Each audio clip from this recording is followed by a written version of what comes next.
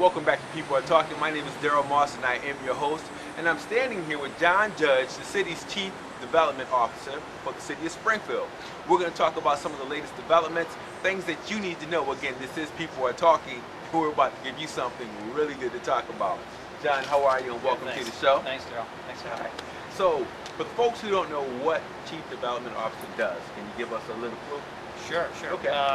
Well, thanks first of all for having me. I appreciate it. You're welcome. The Development Services Division is the group that I head up, and I report to the mayor. And the 7 different departments that we have under us include economic development, planning, housing, homelessness, neighborhood services, inspectional services, which includes not only the building code department, but the housing code department. Okay.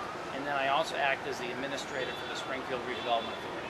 So those are kind of it's all under one umbrella, which makes it neat for a developer or a contractor or anyone else coming into town who wants to do business with us. They can sit down with all those departments at one table and kind of get everything done at the same time. Gotcha. Oh, wow. Just one shop stopping. One shop stop, right. I like that. I like that. So we got some great economic development projects on the table. You want to talk about that? The thing that I'm excited about is Union Station. Really excited about that. And for those who are unfamiliar with Union Station, can you kind of talk about that a little bit? Sure, yeah. Well, we're excited about Union Station. There have been two things we're focused on broadly are infrastructure development and then the innovation development. So we've got this physical infrastructure, but we also have the innovation infrastructure. What are we doing to make ourselves different with each of those key pieces? So on the physical infrastructure piece of it, we've got to take a look at some of the key buildings that need to be moved forward, but also transportation. Transportation, how does transportation move a city forward? We've met with not only the state of Mass, but the state of Vermont and the state of Connecticut to put together a regional transportation plan. Oh, wow. So working with PVPC, Tim Brennan, the lead over there, is executive director of PVPC. $70 million has been secured for the railway improvement. So the railway improvement for not only Connecticut, but for Massachusetts and Vermont will be everything from upgrading the lighting and the switching to at points doubling the railway.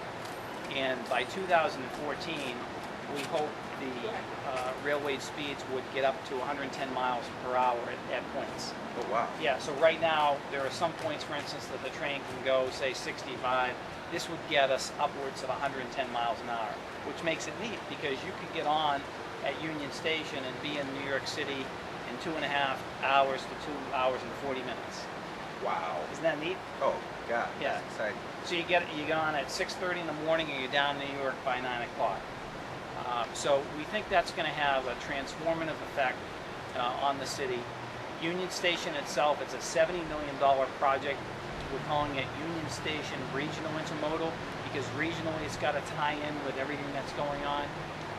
It's going to include a 120,000 square foot plus facility, 400 car parking garage. It will have the headquarters for PVTA, so Pioneer Valley Transit Authority will have their offices and headquarters in there. We're working with Mary McGinnis, who's the executive director of PVTA and PVTA Now. They'll have bus berthing in there, so bus berthing for 26 buses at a time. Wow. 800 bus trips a day will go through there. Oh, that's exciting. The commuter rail, obviously connecting the commuter rail with not only New Haven, but Hartford and Springfield. And that commuter rail will take you all the way up to St. Albans in Vermont. And ultimately, we want to connect with Montreal. So you'd be able to get on a train, again in Springfield, and head up to Montreal with your friends or family for the week. So we're excited about that. The facility itself has been vacant for about 30 years. It's gone through a couple of different scenarios, but under the mayor's leadership, what we've done is we've said, how do we make this efficient? How do we value engineer the product so it's not going to have a big deficit when it's finished? So the Federal Transit Administration recently designated the Springfield Redevelopment Authority as a FTA sponsor or designee. So the neat thing about that is, Daryl, that we'll be able to receive federal monies now. Springfield Redevelopment Authority can go after the big federal grants. Wow, Which is what we need, yeah, to Right. make up the gap.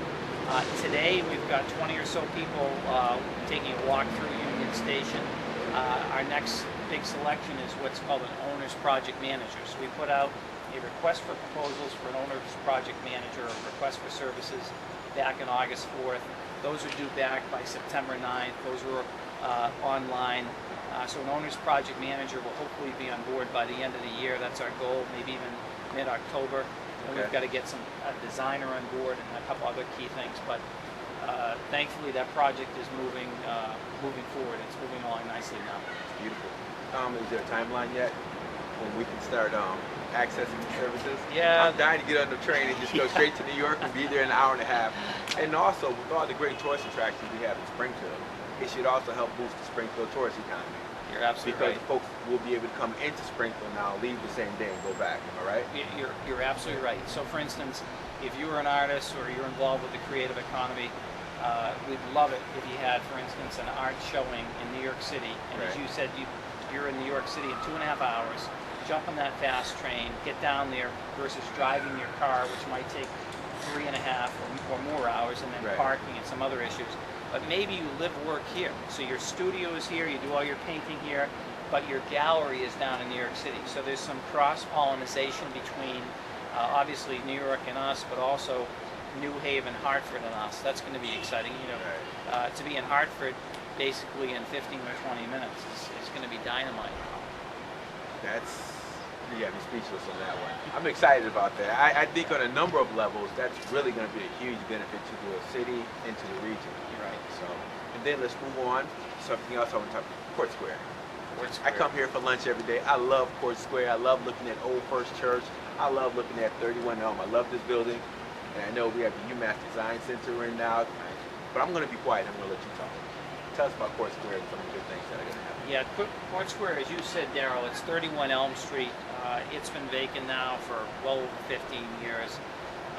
We signed a memorandum of understanding in October with UMass, which helped create this UMass Urban Design Center right next to us at 3-7 Elm. Okay. So that Urban Design Center will open officially next month in September 2010. So we're delighted about that. That Urban Design Center will do everything from help us with charrettes and design ideas for downtown parks. One of the recent success stories is Pinchin Park. We had graduate students and professors from UMass Architectural School, landscape architects, policy-related people, planning-related people come up with 30 different designs for the reuse of Pinchin Park. Wow. You know, all for nothing, no cost to the city, which is exciting. So we're working on that, but the bigger issue is this building behind us, which you hit the nail on the head. It is the signature property. When you drive in, you see the Symphony, you see the Campanile, you see the courthouses, you see City Hall, and then you look over and you see 31 Elm, Court Square, and it's derelict right now, but the great thing about this building is structurally it's still in good shape. So we'll be able to reuse the property. Right now we're considering several plans. It's obviously a project that's going to cost tens of millions of dollars, you know, upwards of the $25 million plus range it will cost to renovate this property. But we would love to see UMass obviously with a presence here. Right behind us, the first upscale restaurants, nice outside dining opportunities, retail stores. Hint, hint. Right. Can we get it? But no, I can't wait. I think that's going to be a great thing for the residents of Springfield, the city, the region. It's going to be beautiful. I can just imagine. I think it's a lot of folks have been talking about the city of Springfield. People are really happy and excited about what's going on. I mean, there's just some great projects, and you guys are doing a great job. Thanks. Well, you know, it's a team effort. We work great with you, the mayor's office. We're excited about some of the things that we're working on. Our economic development department alone. So if you look at that division, the economic development department alone is working on 137 different projects right now. Really? Which is very exciting. I talked to some other cities, friends of mine at work in, for instance, Pasadena recently, and taking a look at what they're doing, what we're doing, we have so much to be thankful for in Springfield. There's a lot going on. You've heard the news, of course, about the $100 million data center up the street. Yep. We're in the task force for the new Holyoke High-Speed Computing Center. So we have to say to ourselves, okay, we've got a data center, we've got a computing center. What kind of businesses are going to be attracted to the region? Are they going to be call centers? Are they going to be IT centers? Will they be mission critical centers? Will some people want to put their backup services here? But they might have a headquarters in New York or Boston where they want to use Springfield as a backup. We've got obviously some stuff happening in along the waterfront. We're finishing up $3.8 million in construction work in the south end. We're going to move forward on some exciting things in the south end, including expanding Emerson White Park. So the mayor will have some announcements in terms of demo and other things that he's planning in September. So that's exciting. And obviously some smaller projects that are going in and around the city in the medical area. Wasson Street, we just dedicated a 30,000 square foot building in Wasson Ave, a medical related building. Okay. There's another one that the developer is talking to us right now about. Of course, we've got the $250 million building that's going on now, the Hospital of the Future that Bay State is doing. Yes. And then $200+ million worth of just permitting that's going in and around the city. Everybody from the neighborhood stabilization program that we're running, which is about $4 million, that is hitting the street this fall. So we're taking down these abandoned and blighted buildings and we're renovating some of these foreclosed properties.